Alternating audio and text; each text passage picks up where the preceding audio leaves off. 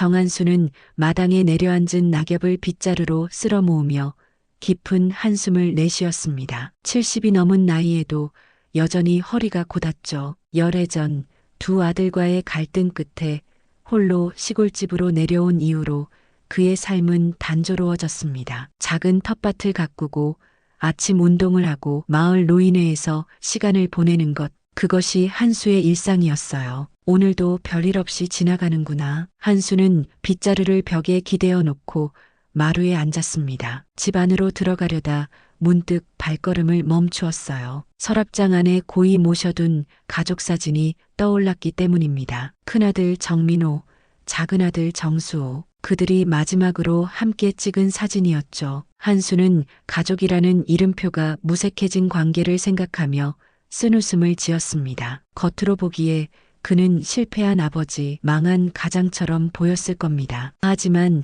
사실 한수는 서울 강남의 빌딩 한 채, 제주도의 펜션, 그리고 여러 토지를 소유한 자산가였어요. 수십억 대의 부동산을 조용히 보유한 채 살아가고 있었던 것이죠. 돈 때문에 멀어진 아들들에게 돈을 보여줄 필요는 없지. 한수는 일부러 자신의 재산을 숨겼습니다. 아들들이 진정한 가족의 의미를 깨닫길 바랐기 때문이에요. 하지만 시간이 흐를수록 그런 희망은 점점 희미해져 갔죠. 저녁 무렵 한수는 혼자서 밥상을 차렸습니다. 텃밭에서 딴 상추와 고추, 시장에서 사온 두부로 간단한 식사를 준비했어요. 밥을 떠먹으며 텔레비전을 켰습니다. 뉴스에서는 부동산 가격이 천정부지로 치솟았다는 소식을 전하고 있었죠. 세상은 참 빠르게 변하는데 한수의 목소리에는 외로움이 묻어났습니다. 열해 전 큰 며느리와 작은 며느리가 각자 남편을 부추겨 아버지의 돈과 재산을 서로 견제하게 만든 일을 생각하면 아직도 가슴이 아팠어요. 두 아들은 돈 앞에서 형제애를 저버렸고 한수는 그런 아들들의 태도에 실망해 연락을 끊고 사라져버렸던 것입니다. 식사를 마친 한수는 약봉지를 꺼내 혈압약을 꺼냈습니다. 물 한 컵과 함께 약을 삼키며 창밖을 바라봤어요. 어둠이 내려앉은 마을은 고요했습니다. 형형색색의 불빛으로 가득한 서울과는 달랐죠. 때로는 그 번잡함이 그리울 때도 있었습니다만 한수는 이 고요함이 더 마음에 들었어요. 내일은 시장에 가야겠군. 한수는 중얼거리며 침대로 향했습니다. 오늘도 아들들에게 전화가 오지 않았음을 인정하기 싫었지만 그것이 현실이었죠. 10년이라는 세월이 흐르는 동안 정민호와 정수호의 삶은 겉으로 보기엔 성공가도를 달렸습니다. 민호는 중견 건설회사의 이사로 승진했고 수호는 주식 투자로 적지 않은 재산을 모았죠. 하지만 두 형제의 가슴 한구석엔 늘 아버지의 빈자리가 있었습니다. 형, 아버지 소식 들었어? 민호의 사무실로 수호가 불쑥 찾아온 건 화창한 봄날이었어요. 민호는 동생의 얼굴에서 흥분과 동요를 읽을 수 있었습니다. 평소 느긋한 성격의 수호가 이렇게 들떠있는 모습은 드문 일이었죠. 무슨 소식? 민호가 의아한 표정으로 물었습니다. 수호는 숨을 고르며 말했어요. 아버지가 살아계셔. 그것도 여기서 그리 멀지 않은 충청도 시골에서. 민호의 손에서 펜이 떨어졌습니다. 그동안 아버지를 찾기 위해 별의별 시도를 다 해봤지만 흔적조차 찾지 못했죠. 아버지가 돌아가셨을지도 모른다는 불안감에 시달리기도 했고요. 어떻게 알게 된 거야? 수호는 우연히 아버지의 옛 친구를 만났다고 했습니다. 그 친구가 한수가 충청도 어느 시골 마을에서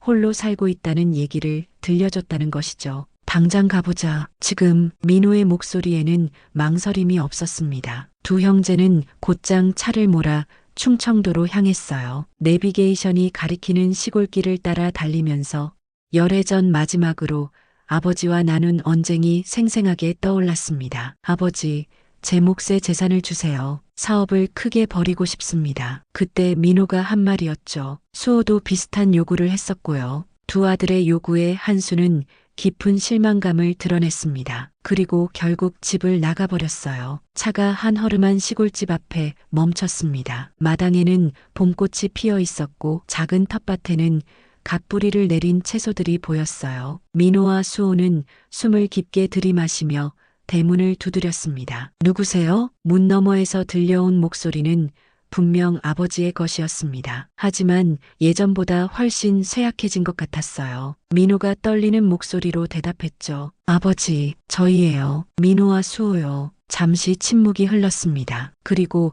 천천히 문이 열렸어요. 문 앞에 서 있는 한수의 모습에 두 형제는 말문이 막혔습니다. 10년 전보다 훨씬 늙어버린 아버지, 하얗게 센 머리와 주름진 얼굴이 그들을 맞이했죠. 진짜 이렇게까지 살고 계셨던 거예요? 수호가 믿기지 않는다는 듯 물었습니다. 한수는 잠시 두 아들을 바라보더니 냉정한 목소리로 대답했어요. 다들 원하는 대로 잘 살고 있잖냐? 왜 왔냐? 아버지의 차가운 반응에 민호와 수호는 가슴이 무너져 내리는 것 같았습니다. 그래도 어렵게 찾은 아버지를 그냥 돌아갈 수는 없었죠. 민호가 조심스레 말을 꺼냈습니다. 아버지, 잠시만 이야기 좀 나눌 수 있을까요? 그동안 많이 걱정했어요. 한수는 한참을 고민하더니 마지못해 문을 활짝 열었어요. 두 형제는 조심스럽게 집 안으로 들어섰습니다. 집 안은 놀랍도록 정갈했지만 가난한 노인의 집답게 소박했죠. 집 안으로 들어선 민호와 수호는 아버지의 삶의 흔적들을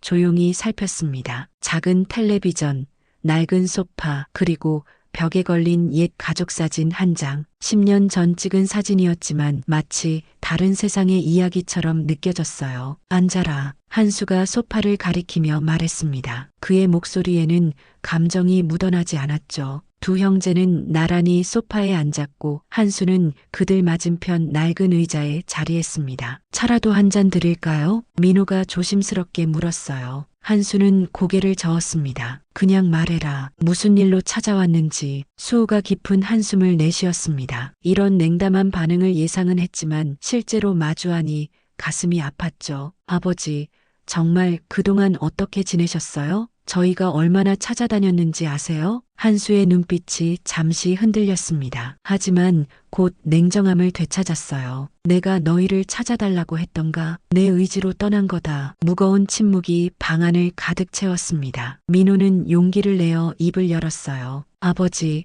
우리가 잘못했습니다. 그때 우리가 어리석었어요. 돈이 전부인 줄 알았죠. 한수는 비웃음을 지었습니다. 그의 눈에는 오랜 상처가 깃들어 있었어요. 지금은 아니란 말이냐? 갑자기 깨달음을 얻었다? 내 돈이 떨어져서 더 받아갈 게 없다고 생각하니 양심이 찔리더냐? 수호가 고개를 들었습니다. 그의 눈에 눈물이 고여 있었어요. 아버지, 저희가 돈 때문에 온 게 아닙니다. 정말이에요. 한수는 믿지 않는다는 듯 고개를 저었습니다. 그때 민호의 눈이 거실 한쪽에 놓인 약봉지에 닿았어요. 아버지, 혹시 편찮으신 데가 있으세요? 한수는 대답하지 않았습니다. 대신 천천히 일어나 부엌으로 향했어요. 민호와 수호는 서로를 바라보았습니다. 말없이 교환된 시선 속에는 깊은 후회와 걱정이 담겨 있었죠. 부엌에서 물컵을 가져온 한수는 다시 자리에 앉았습니다. 그의 손이 미세하게 떨리고 있었어요.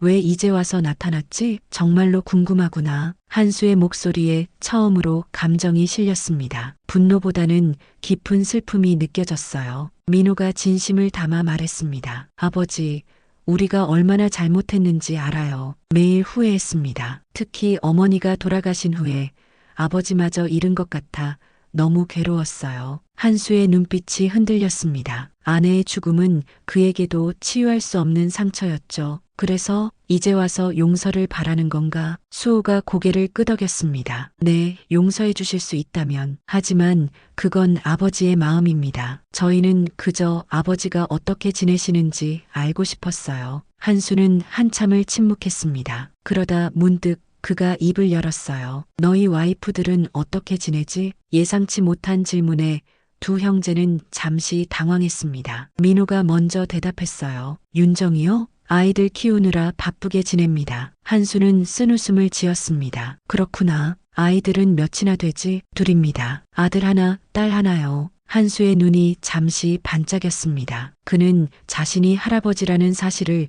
이제야 실감하는 듯 했어요. 수호는? 너도 자식이 있냐? 수호는 고개를 저었습니다. 아직이요. 하지만 미나가 임신 5개월째입니다. 한수의 표정이 순간 밝아졌다가 다시 굳어졌어요. 그는 천천히 자리에서 일어났습니다. 오늘은 이만 돌아가거라. 피곤하다. 집을 나서는 민호와 수호의 발걸음은 무거웠습니다. 형제는 말없이 차에 올랐고 엔진 소리만이 정막을 깨뜨렸죠. 시골길을 달리는 동안 두 사람 모두 각자의 생각에 잠겨 있었어요. 형, 아버지 많이 늙으셨어. 마침내 수호가 침묵을 깼습니다. 민호는 묵묵히 고개를 끄덕였죠. 그의 눈가에 주름이 깊게 패였습니다. 우리가 정말 큰 잘못을 했구나. 10년이라는 세월을 아버지께 드릴 수 있었는데. 민호의 목소리가 떨렸습니다. 그는 운전대를 꽉 움켜쥐었어요. 내일 다시 찾아뵐까? 아버지 약봉지가 많던데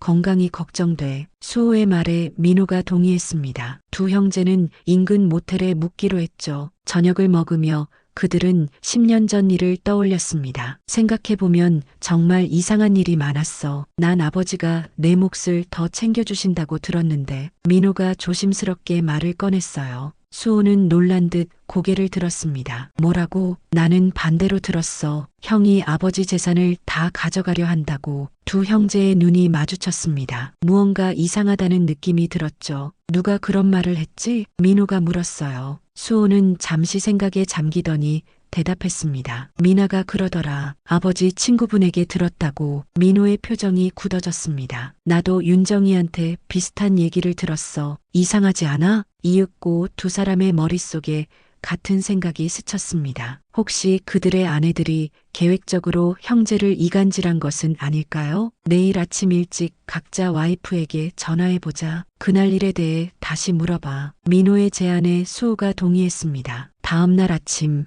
두 형제는 각자 아내와 통화했죠. 그리고 놀라운 사실이 하나둘 밝혀졌습니다. 내가 아버지 돈 욕심낸다더라. 내 마누라가 그런 말 했다는 건 사실 아니냐? 통화를 마친 두 사람은 충격에 빠졌습니다. 그들의 아내가 서로를 이용해 아버지의 재산을 차지하려 했다는 사실이 드러난 거죠. 며느리들의 계획적인 이간질과 조작으로 가족이 갈라진 것이었습니다. 이럴 수가. 우리가 얼마나 어리석었던 거야. 민호는 머리를 감싸쥐었습니다. 수호도 말없이 주먹을 꽉 쥐었어요. 그제야 두 사람은 아버지의 단절이 화가 아닌 슬픔이었음을 깨달았습니다. 당장 아버지께 가자. 두 형제는 서둘러 한수의 집으로 향했습니다. 하지만 대문을 두드려도 응답이 없었어요. 걱정이 된 그들은 이웃집을 찾아가 물었죠. 아, 정 할아버지요? 아침 일찍 시장에 가셨을 텐데. 이웃 할머니의 말에 두 사람은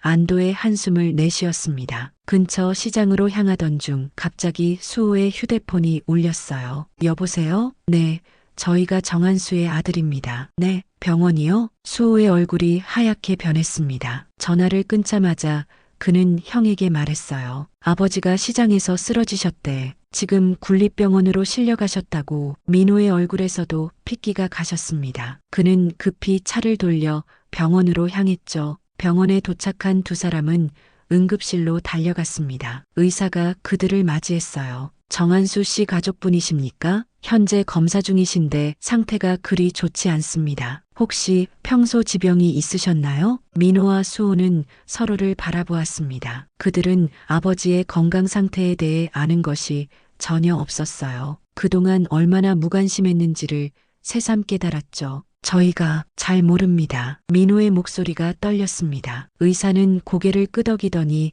말을 이었어요. 검사 결과가 나오는 대로 말씀드리겠습니다. 잠시만 기다려주세요. 병원 대기실의 시간은 더디게 흘렀습니다. 민호와 수호는 앉았다 일어났다를 반복하며 초조하게 기다렸어요. 흰 벽과 소독약 냄새가 두 사람의 불안감을 더욱 키웠죠. 아버지분 상태가 많이 안 좋으셨을 거예요. 평소에도 자주 어지러움을 호소하셨다고 마을 분들이 말씀하시더군요. 간호사의 말에 형제는 가슴이 무너져 내렸습니다. 그들이 모르는 아버지의 일상과 고통이 있었다는 사실이 너무나 가슴 아팠어요. 마침내 의사가 다가왔습니다. 그의 표정은 심각했죠. 검사 결과가 나왔습니다. 정한수 씨는 위암 3기입니다. 천둥이 내리친 듯한 충격에 민호와 수호는 말을 잇지 못했습니다. 의사의 목소리가 마치 멀리서 들리는 것 같았어요. 언제부터 증상이 있었는지 아시나요? 상당히 진행된 상태입니다. 수호가 겨우 입을 열었습니다. 저희가 잘 모릅니다. 최근에 다시 연락을 시작했거든요.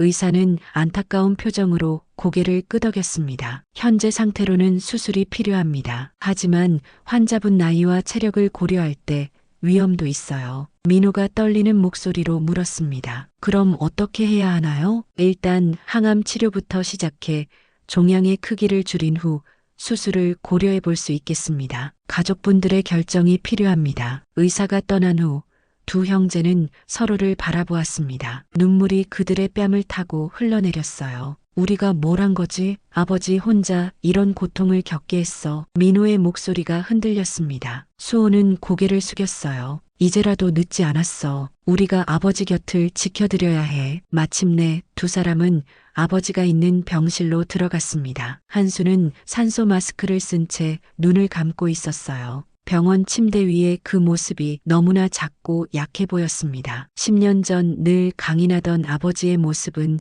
온데간데 없었죠. 아버지, 민호가 한수의 손을 조심스레 잡았습니다. 차갑고 거친 그 손에서 세월의 무게를 느꼈어요. 한수가 천천히 눈을 떴습니다. 그의 눈동자는 흐릿했지만 두 아들을 알아보는 듯했죠. 민호야, 수호야. 한수의 목소리는 작고 약했습니다. 그는 산소 마스크를 잠시 내리며 말을 이었어요. 왜 왔냐? 수호가 아버지의 다른 손을 잡았습니다. 아버지, 저희가 여기 있을게요. 절대 혼자 두지 않을게요. 한수의 눈에 눈물이 고였습니다. 그 강인한 남자가 처음으로 약한 모습을 보인 것이었죠. 아버지, 제발, 아직 늦지 않았어요. 민호의 목소리가 떨렸습니다. 한수는 잠시 눈을 감았다가 다시 떴어요. 내가 미안하다. 너희를 떠나서. 두 형제는 놀라움에 서로를 바라보았습니다. 아버지가 사과하다니 예상치 못한 일이었죠. 아니에요, 아버지. 저희가 잘못했어요. 저희가 어리석었던 거예요. 수호가 단호하게 말했습니다. 민호도 고개를 끄덕였어요. 지금부터라도 아버지 곁에 있을게요. 치료도 함께 이겨내요. 한수의 눈에서 눈물이 흘러내렸습니다. 10년 만에 처음으로 보이는 감정의 표현이었죠. 그래도 될까? 그의 목소리에는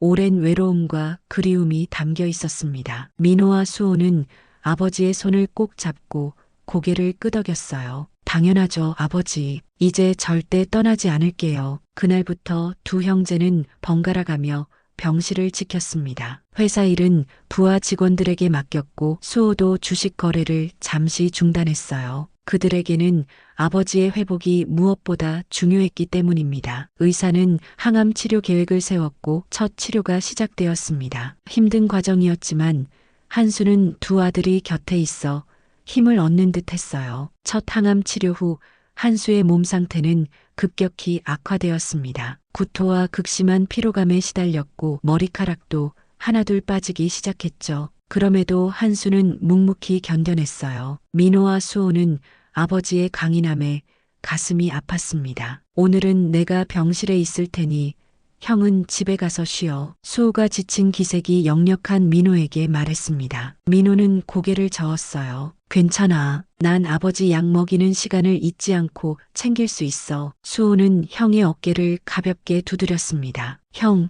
무리하면 안 돼. 윤정 누나도 걱정하고 있을 거야. 마침내 민호는 수호의 설득에 고개를 끄덕였습니다. 그는 한수의 이마에 가볍게 키스를 하고 병실을 나섰어요. 수호는 아버지 곁에 앉아 그의 손을 잡았습니다. 아버지, 괜찮으세요? 뭐 필요한 거 있으시면 말씀하세요. 한수는 미소를 지었습니다. 비록 그 미소가 약했지만 그 안에는 따뜻함이 담겨 있었어요. 고맙다, 수호야. 간단한 두 마디였지만 수호의 눈에는 눈물이 고였습니다. 열애 만에 들은 아버지의 감사 인사였죠. 아버지, 제가 그동안 못난 아들이었어요. 용서해 주세요. 한수는 천천히 고개를 저었습니다. 내가 더 미안하다. 너희를 버리다시피 떠나서. 수호는 고개를 숙였습니다. 아니에요. 저희가 아버지 마음을 몰랐던 거예요. 와이프들이 저희를 이간질했다는 것도 이제야 알았어요. 한수의 눈이 커졌습니다. 그것도 알았구나. 네. 민호 형이랑 저랑 각자 와이프들과 통화해봤어요. 그제서야 모든 게 드러났죠. 한수는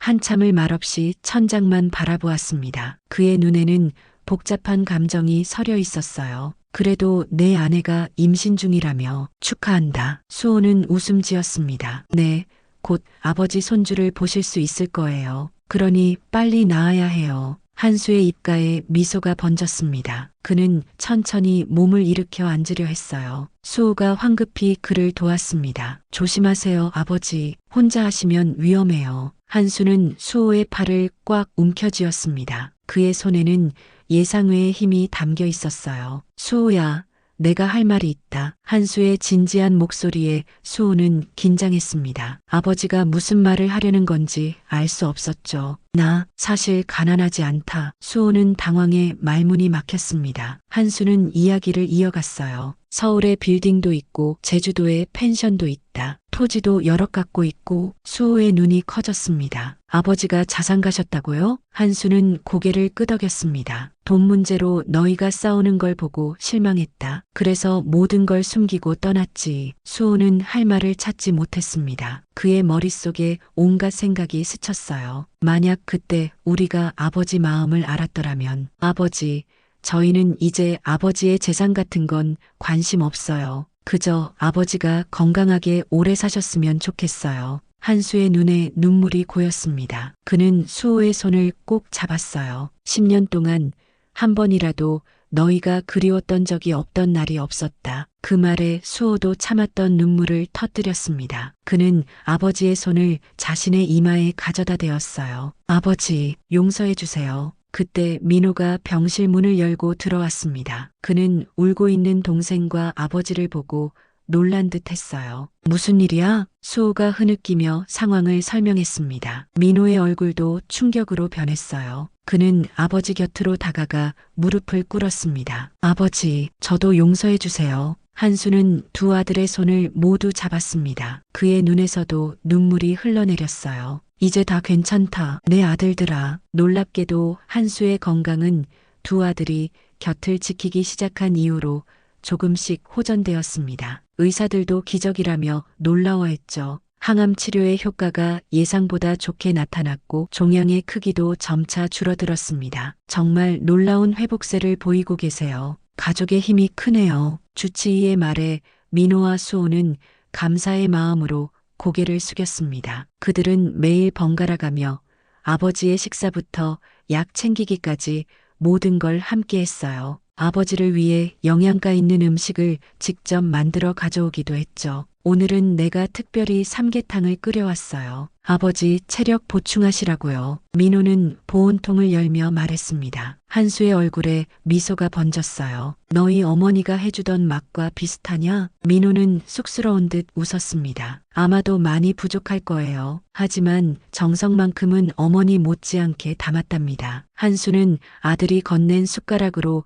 조심스레 한 입 떴습니다. 그리고 눈을 감고 맛을 음미했어요. 맛있구나. 내 어머니가 자랑스러워 하실 거다. 그 말에 민호의 눈에 눈물이 고였습니다. 아버지의 한마디가 그에게 얼마나 큰 의미인지 말로 표현할 수 없었죠. 병실 문이 열리고 수호가 들어왔습니다. 그의 팔에는 작은 화분이 들려 있었어요. 아버지, 병실이 너무 삭막해서 조그만 화분을 가져왔어요. 이게 생기를 줄 거예요. 한수는 웃으며 고개를 끄덕였습니다. 그래, 좋구나. 식물이 있으면 공기도 좋아진다더라. 수호는 창가에 화분을 조심스레 놓았습니다. 햇빛이 잘 드는 자리였어요. 형, 잠시 나 좀 봐요. 수호가 민호를 병실 밖으로 불렀습니다. 두 사람은 복도에서 작은 목소리로 대화를 나눴어요. 형, 와이프들이 어제 병원에 오고 싶다고 했어. 민호의 표정이 굳어졌습니다. 지금은 아닌 것 같아. 아버지가 충격받으실 수 있어. 수호도 고개를 끄덕였습니다. 나도 그렇게 생각해. 하지만 언젠가는 만나야 할 텐데. 민호는 한숨을 쉬었습니다. 좀 더 시간을 두자. 아버지 건강이 더 회복되고 나서 천천히 얘기해 볼게. 병실로 돌아온 두 사람은 한수가 창밖을 바라보고 있는 것을 발견했습니다. 그의 눈빛이 어딘가 멀리 가 있는 듯 했어요. 아버지, 무슨 생각을 그렇게 하세요? 민호가 조심스럽게 물었습니다. 한수는 천천히 시선을 아들들에게 돌렸어요. 집이 그립구나. 저 하늘 아래 내 텃밭이 잘 있는지 궁금하네. 수호가 아버지의 손을 잡았습니다. 곧 퇴원하실 수 있을 거예요. 의사 선생님도 회복이 빠르다고 하셨잖아요. 한수는 미소를 지었습니다. 그래, 빨리 나아서 집에 가고 싶구나. 이렇게 몇 주가 더 지났습니다. 한수의 상태는 눈에 띄게 호전되었고 주치의는 마침내 퇴원을 허락했어요. 항암 치료는 계속 외래로 받으셔야 합니다. 그리고 약 복용도 철저히 하셔야 해요. 의사의 말에 민호와 수호는 진지하게 고개를 끄덕였습니다. 퇴원 준비를 마친 한수는 병실을 떠나기 전 창가의 화분을 바라보았어요. 이것도 데려가자. 우리 집 텃밭에 심으면 잘 자랄 거야. 수호는 웃으며 화분을 들었습니다. 물론이죠, 아버지. 이제 우리가 함께 가꿀 거예요. 병원을 나서는 세 사람의 얼굴에는 희망의 빛이 어려 있었습니다. 한수는 병원 입구에서 잠시 멈춰서서 하늘을 바라보았어요. 오늘 하늘이 참 맑구나. 민호가 아버지의 어깨를 감싸 안았습니다. 네, 정말 아름다운 날이에요. 집으로 향하는 차 안에서 한수는 조용히 말했습니다. 내가 너희에게 보여줄 것이 있다. 두 아들은 의아한 표정으로 서로를 바라보았지만 더 이상의 질문은 하지 않았습니다. 그들은 아버지를 신뢰했고 그의 말에 따르기로 했어요. 시골집에 도착한 세 사람은 잠시 마당에 서서 집을 바라보았습니다. 봄날의 따스한 햇살이 초록빛 마당을 비추고 있었어요. 집이 우릴 기다렸구나. 한수의 목소리에는 감사함이 묻어났습니다. 그는 천천히 걸음을 옮겨 현관으로 향했어요. 한수는 집 안으로 들어서자마자 방으로 향했습니다. 그는 오래된 서랍장 앞에 멈춰서서 천천히 무릎을 꿇었어요. 민호와 수호는 의아한 표정으로 아버지를 지켜보았습니다. 이것 좀 꺼내주겠니? 한수가 가장 아래쪽 서랍을 가리켰습니다. 수호가 다가가 조심스럽게 서랍을 열었어요. 그 안에는 낡은 나무 상자가 놓여 있었습니다. 이걸 가져오너라. 수호는 상자를 꺼내 아버지께 건넸습니다. 한수는 상자를 품에 안고 거실로 향했어요. 그는 소파에 앉아 천천히 상자의 뚜껑을 열었습니다. 이건 내가 너희에게 주고 싶었던 것들이다. 상자 안에는 여러 서류들과 작은 봉투들이 정갈하게 정리되어 있었습니다. 한수는 맨 위에 있는 두 개의 봉투를 꺼냈어요. 자, 이것은 민호에게, 이것은 수호에게. 두 사람은 떨리는 손으로 봉투를 받았습니다. 그들은 서로를 바라본 뒤 조심스럽게 봉투를 열었어요. 봉투 안에는 가족 사진 한 장과 편지가 들어 있었습니다. 사진은 오래전 가족 모두가 행복하게 웃고 있는 모습이었어요. 편지에는 두 아들의 이름이 함께 적혀 있었습니다. 읽어보아라. 한수의 말에 민호가 먼저 편지를 펼쳤습니다. 그의 목소리가 떨리며 편지를 읽기 시작했어요. 사랑하는 내 아들들에게 이 편지를 읽는 순간 너희는 이미 내가 가진 모든 재산에 대해 알게 되었을 것이다. 하지만 이것은 진짜 유산이 아니다. 내가 너희에게 주고 싶은 건 나처럼 살지 말라는 그 말 한마디다. 민호의 목소리가 흔들렸습니다. 그는 잠시 읽기를 멈추고 아버지를 바라보았어요. 한수는 고개를 끄덕이며 계속 읽으라는 신호를 보냈습니다. 나는 돈을 위해 너무 많은 시간을 희생했다. 너희 어머니와 보낼 수 있었던 시간, 너희가 자라는 모습을 더 많이 볼 수 있었던 시간을 모두 일에 바쳤다. 그리고 그 결과로 재산은 얻었지만 정작 중요한 것을 놓쳤다. 돈은 나눌 수 있지만 마음은 버리지 마라. 가족의 사랑, 형제의 우정, 이것이야말로 어떤 재산보다 값진 것이다. 내가 너희에게 진정으로 물려주고 싶은 유산은 바로 이 깨달음이다. 수호의 눈에서 눈물이 흘러내렸습니다. 민호도 목이 메어 더 이상 읽지 못했어요. 한수가 마지막 부분을 읽었습니다. 내가 떠난 후에도 너희는 서로를 의지하며 살아가기를 바란다. 돈 때문에 다투지 말고 서로의 행복을 위해 살아다오. 그것이 아버지의 마지막 소원이다. 너희를 영원히 사랑하는 아버지가. 방 안에 침묵이 내려앉았습니다. 세 사람의 눈에는 모두 눈물이 고여 있었어요. 아버지, 민호가 겨우 입을 열었습니다. 한수는 미소를 지었어요. 하지만 나는 아직 떠나지 않았다. 그리고 이제는 떠날 생각도 없다. 그는 상자에서 또 다른 서류들을 꺼냈습니다. 부동산 등기부와 통장 사본들이었어요. 이것들은 내가 가진 모든 재산의 목록이다. 앞으로 우리는 함께 이것들을 어떻게 할지 의논할 것이다. 하지만 지금 당장은. 한수는 서류들을 다시 상자에 넣었습니다. 그리고 상자 뚜껑을 닫았어요. 지금 당장은 그냥 가족으로 함께 있고 싶구나. 민호와 수호는 아버지의 양옆으로 다가가 그를 꼭 안았습니다. 세 사람은 오랫동안 그렇게 서로를 끌어안고 있었어요. 아버지, 저희도 깨달았어요. 돈보다 중요한 게 뭔지 수호가 말했습니다. 민호도 고개를 끄덕였어요. 네, 아버지. 이제 우리는 절대 헤어지지 않을 거예요. 한수의 눈에서 눈물이 흘러내렸습니다. 그것은 슬픔의 눈물이 아닌 기쁨과 안도의 눈물이었어요. 고맙다, 내 아들들아. 시간이 흘러 여름이 왔습니다. 한수의 건강은 놀랍도록 회복되었고 암도 많이 줄어들었어요. 의사들은 기적이라고 말했습니다. 한적한 시골집 마당.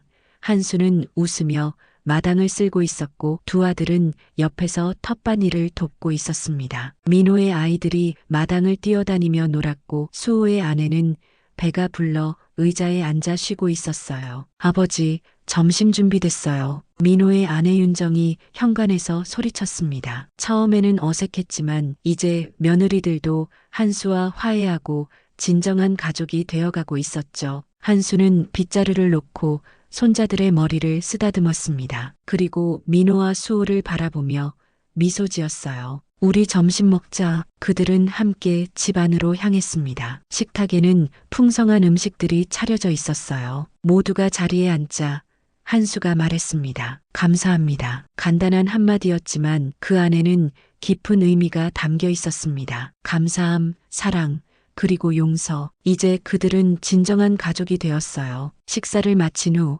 한수는 자신의 방으로 향했습니다. 그는 서랍에서 작은 수첩을 꺼내 몇 글자를 적었어요. 돈은 나눌 수 있지만 마음은 버리지 마라. 마이너스 아버지의 유언 중에서. 그는 미소를 지으며 수첩을 닫았습니다. 이것은 더 이상 유언이 아니었어요. 지금 이 순간 함께 살아가며 나눌 수 있는 지혜였습니다. 창밖으로 두 아들이 함께 웃으며 대화하는 모습이 보였습니다. 한수의 눈에 다시 한번 눈물이 고였어요. 이번에는 행복의 눈물이었습니다. 고맙다, 내 아들들아. 그리고 사랑한다.